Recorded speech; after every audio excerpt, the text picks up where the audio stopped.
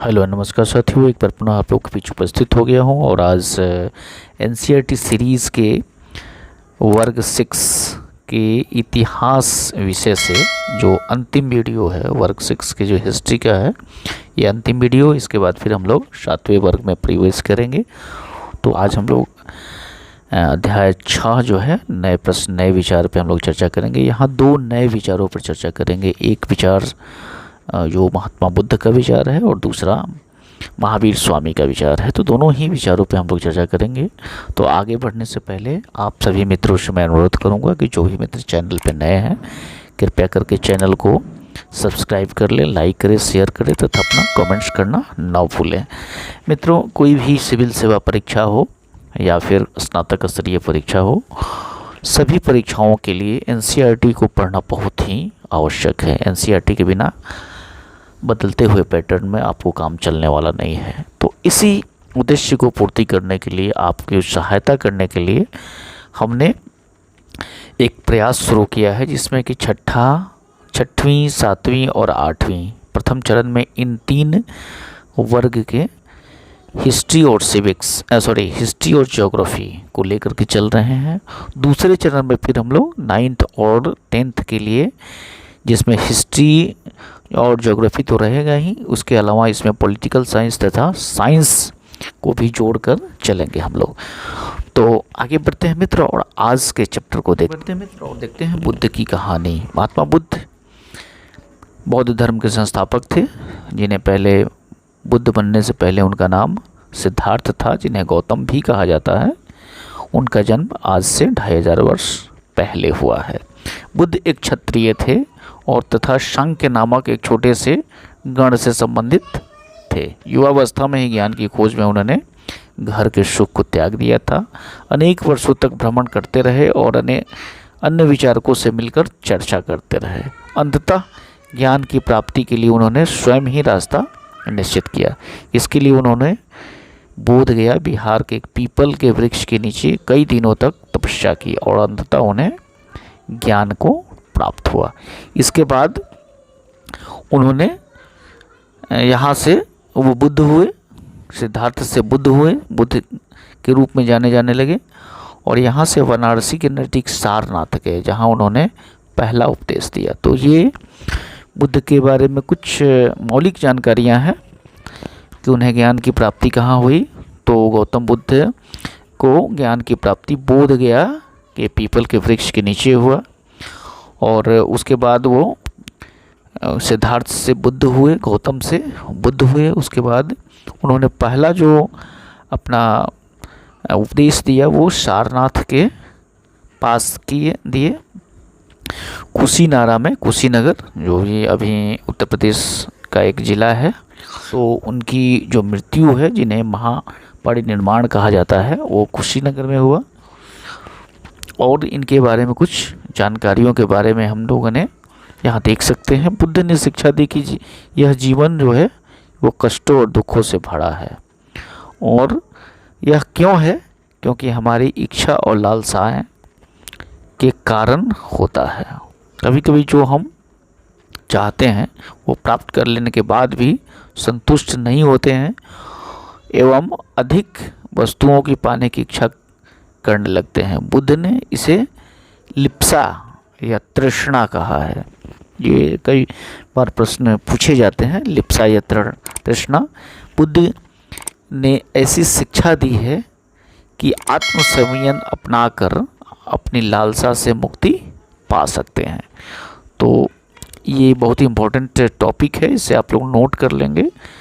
ये आपको ऑब्जेक्टिव परीक्षाओं के साथ साथ मुख्य परीक्षा को लिखने में भी काफ़ी आपको सहायता मिल सकती है।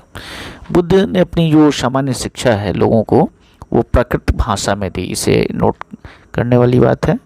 इससे सामान्य लोग भी उन्हें के संदेश को समझ सके, क्योंकि उस समय की जो भाषा थी प्राकृत भाषा ही थी। बुद्ध ने कहा कि लोग किसी शिक्षा को केवल इसलिए नहीं स्वीकार करें कि यह उनका उपदेश है, बल्कि वे अपने विवेक से मापें और खुद निर्णय करें कि वो जो कह रहे हैं, अर्थात बुद्ध जो कह रहे हैं, वो कितना सही है या कितना गलत है। अगर उन्हें लगता है कि ये सही है तो उन्हें इसे ज़रूर अपनाना चाहिए। ये देखते हैं अब दूसरा टॉपिक है उपनिषद।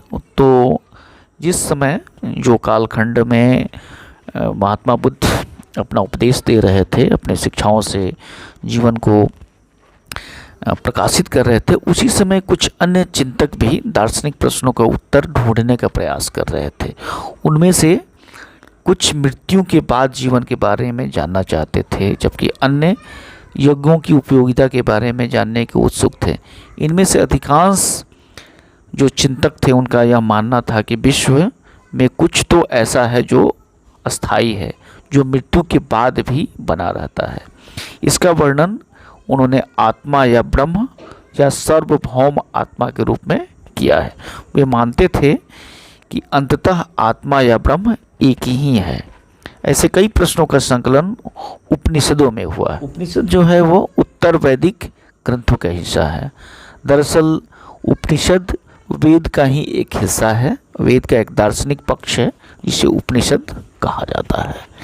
उपनिषद का जो शाब्दिक अर्थ होता है गुरु के समीप बैठना। इन ग्रंथों में अध्यापकों और विद्यार्थियों के बीच की बातचीत को संकलन किया गया है। प्रायः यह विचार सामान्य वार्तालाप के रूप में प्रस्तुत किए गए हैं। यहाँ भारत की षड दर्शन जो 6 पद्धतियाँ हैं उसके बारे में दिया गया है। भारत में का जो दर्शन है यह 6 शाखाओं में बटा हुआ है। पहले तो ये 2 शाखाओं में बटा हुआ है, आस्तिक और नास्तिक। जो आस्तिक शाखा है उसमें 6 भाग होते हैं और नास्तिक शाखा में 3 भाग होते हैं। तो बौद्ध दर्शन जो है, जैन दर्शन जो है और चार्वाक दर्शन है, ये 3 दर्शन जो हैं इन्हें नास्तिक दर्शन कहा जाता है। तथा जो वैशेषिक दर्शन है, न्याय, सांख्य, योग, मीमांसा और वेदांत या उत्तर मीमांसा, ये 6 जो पद्धतियां हैं ये इन्हें आस्तिक दर्शन कहा जाता है, जिनकी स्थापना क्रमशः ऋषि कणाद, गौतम, कपिल, पतंजलि, जैमिनी तथा व्यास के द्वारा मानी जाती है। तो ये काफ़ी इम्पोर्टेंट है। षड दर्शन से संबंधित कई प्रश्न हमेशा पूछे जाते हैं। तो आगे बढ़ते हैं मित्र और देखते हैं।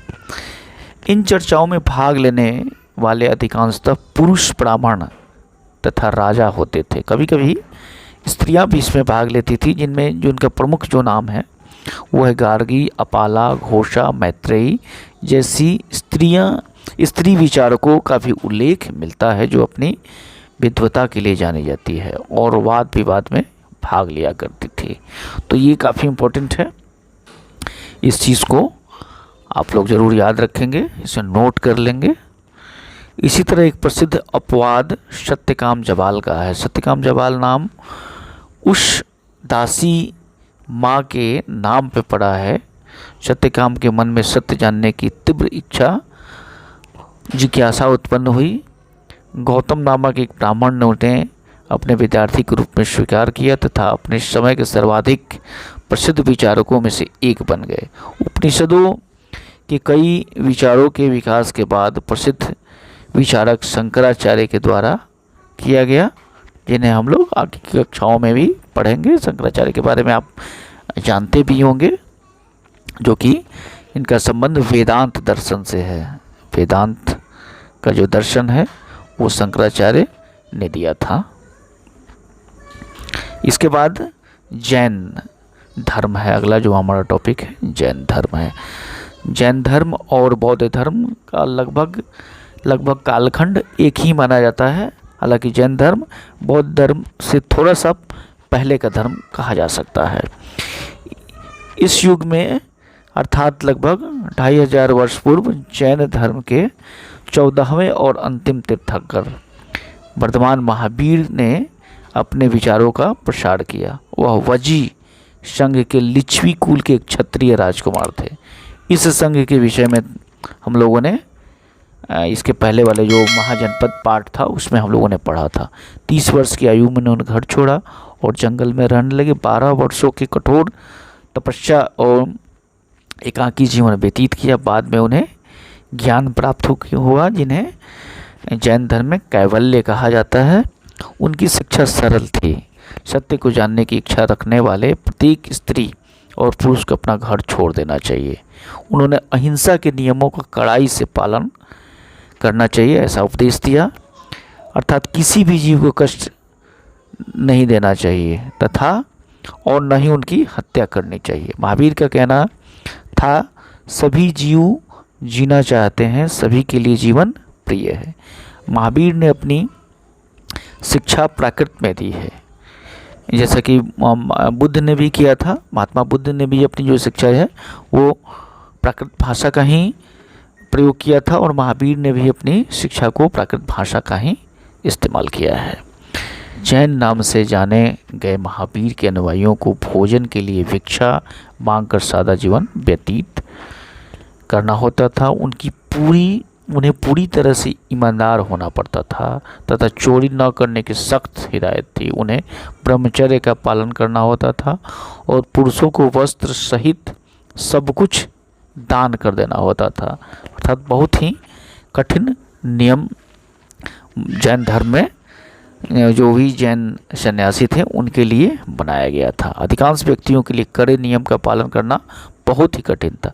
फिर भी हजारों व्यक्तियों ने इस नई जीवन शैली को जानने सीखने के लिए अपने घर को छोड़ दिया था और भिक्षु भिक्षुणियों बने लोगों ने भोजन प्रदान कर उनकी सहायता करते रहे। मुख्यतः व्यापारियों ने जैन धर्म को समर्थन किया। किसानों के लिए इन नियमों का पालन करना अत्यंत कठिन था क्योंकि फसल की रक्षा करने के लिए उन्हें कीड़े मकोड़ों को मारना पड़ता था।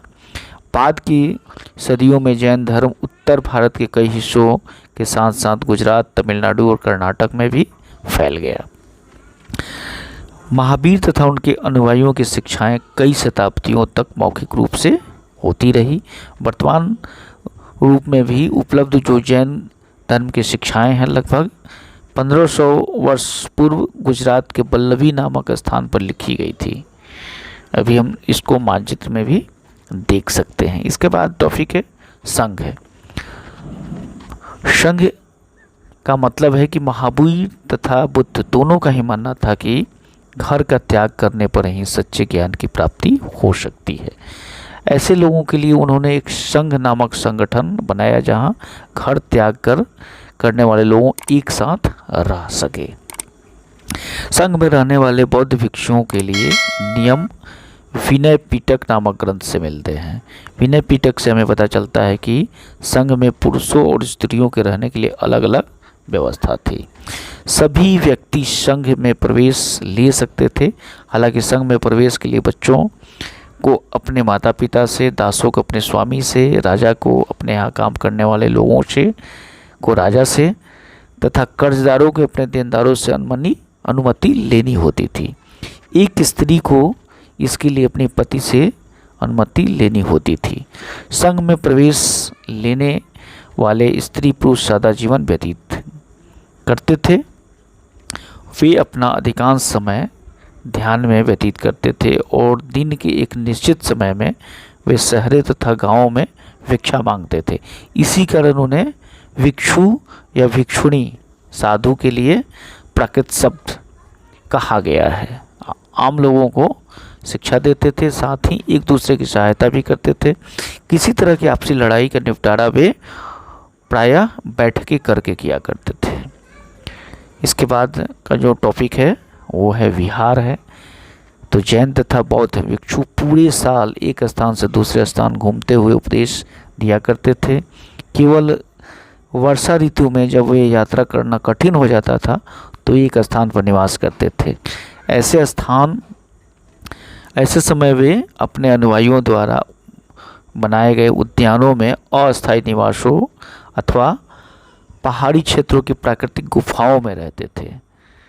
जैसे जैसे समय बीतता गया भिक्षु भिक्षुणियों ने स्वयं तथा उनके समर्थकों ने अधिक अस्थायी शरण स्थलों की आवश्यकता का अनुभव किया। तब कई शरण स्थल बनाए गए जिन्हें विहार कहा गया। और वर्तमान जो बिहार राज्य है यहाँ पे विहारों की अधिकता के कारण ही इस स्थान को विहार कहा जाने लगा और अपभ्रंश होकर के यह विहार से बिहार बन गया। चित्र में विहार को दर्शाया गया है।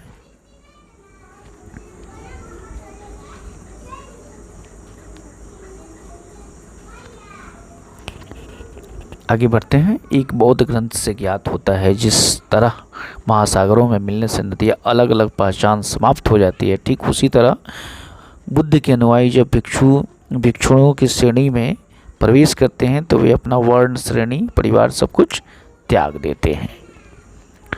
आगे बढ़ते हैं, कुछ और चीज़ों को देखते हैं। बौद्ध धर्म की एक नई शाखा महायान का विकास हुआ। इनकी दो मुख्य विशेषताएं थी। पहली, मूर्तियों में बुद्ध की उपस्थिति सिर्फ कुछ संकेतों के माध्यम से दर्शाई जाती थी। मिसाल के तौर पर उनकी निर्माण प्राप्ति को पीपल के पेड़ की मूर्ति तथा द्वारा दर्शाया जाता था। अब बुद्ध की प्रतिमाएं बनाने जाने लगी। इनमें अधिकांश मथुरा तथा कुछ तक्षशिला में बनाई जाने लगी, और जो मथुरा में मूर्ति बनाई जाती थी उन्हें मथुरा शैली कहा गया बाद में, और तक्षशिला से दो शैलियों का विकास हुआ। दूसरा परिवर्तन बोधिसत्व में आस्था को लेकर के आया। बोधिसत्व उन्हें कहते हैं जो ज्ञान प्राप्ति के बाद एकांतवास करते हुए ध्यान साधना कर सकते थे। इसलिए ऐसा करने के बजाय वे लोगों को शिक्षा देने तथा मदद करने के लिए सांसारिक परिवेश में रहना ठीक समझने लगे। धीरे धीरे बोधिसत्व की पूजा काफ़ी लोकप्रिय हो गई और पूरे मध्य एशिया, चीन और बाद में कोरिया तथा जापान तक ये फैल गई। बौद्ध धर्म का प्रसार पश्चिमी तथा दक्षिणी भारत में हुआ। बौद्ध भिक्षु रहने के लिए पहाड़ी में दर्जनों गुफाएं खोदी गई। बौद्ध धर्म दक्षिण पूर्व में श्रीलंका, म्यांमार, थाईलैंड, इंडोनेशिया सहित दक्षिण पूर्व एशिया के अन्य देशों में भी फैल गया। थेरवाद जो था नामक बौद्ध धर्म का आरंभ इन्हीं क्षेत्रों में बाद में हुआ। तीर्थयात्री को यहाँ देख सकते हैं। एक तीर्थयात्री वे स्त्री पुरुष होते हैं जो प्रार्थना के लिए पवित्र स्थानों की यात्रा करते थे। इस तरह भारत की यात्रा पर आया चीनी बौद्ध यात्री फाशियान काफ़ी प्रसिद्ध है। वह करीब 1600 साल पहले आया था। वेनशांग 1400 वर्ष पहले भारत आया। उसने करीब 50 साल बाद इत्सिंग भारत आया। ये सब बुद्ध के जीवन से जुड़ी हुई जगहों तथा प्रसिद्ध मठों को देखने के लिए भारत आए थे। इनमें से प्रत्येक तीर्थयात्री ने अपनी यात्रा का वर्णन लिखा। इन्होंने अपनी यात्रा के दौरान आई मुश्किलों के बारे में भी लिखा। इन यात्राओं में कई वर्ष लग जाया करते थे। जिन देशों और मठों में उन्होंने देखा उनके बारे में उन्होंने लिखा, और उन किताबों के बारे में उन्होंने लिखा जिन्हें वे अपने साथ ले गए। नालंदा एक शिक्षा का एक विशिष्ट केंद्र। जीवन के, ये काफ़ी इम्पोर्टेंट है, इसे आप लोग नोट कर लेंगे। जीवन के चरण, आश्रम। आश्रम शब्द का तात्पर्य जीवन के एक चरण से है। तो यहाँ 4 जो चरण होते हैं, ब्रह्मचर्य, गृहस्थ, वानप्रस्थ और संन्यास नामक 4 आश्रमों की व्यवस्थाएं की गई है। ब्रह्मचर्य के अंतर्गत ब्राह्मण, क्षत्रिय, वैश्य से उपेक्षा की जाती थी कि इस चरण में वे सादा जीवन बिताकर वेदों का अध्ययन करेंगे। ब्रह्मचर्य में गृहस्थ आश्रम के अंतर्गत वे विवाह कर गृहस्थ के रूप में रहना होता था, और वानप्रस्थ के अंतर्गत उन्हें जंगल में रहकर साधना करनी होती थी, और अंततः वे सब कुछ त्याग कर सन्यासी बन जाता था। तो इस तरह से जीवन की 4 व्यवस्थाएं की गई थी, ब्रह्मचर्य, गृहस्थ, वानप्रस्थ और सन्यास। तो इस प्रकार ये चैप्टर समाप्त हुआ। इसमें 2 नए विचारों के बारे में आपने देखा, बौद्ध और जैन। तो एक बार इसकी रैपिड रीडिंग करने के बाद जो मुख्य चीज़ें हैं इसे देख लें, नोट कर लें। यह आपके परीक्षाओं के लिए उपयोगी साबित होगा। एक बेसिक के कंसेप्ट बनाने में काफ़ी सहायता मिलेगी। वीडियो कैसा लगा आपको? बहुत बहुत धन्यवाद मित्र।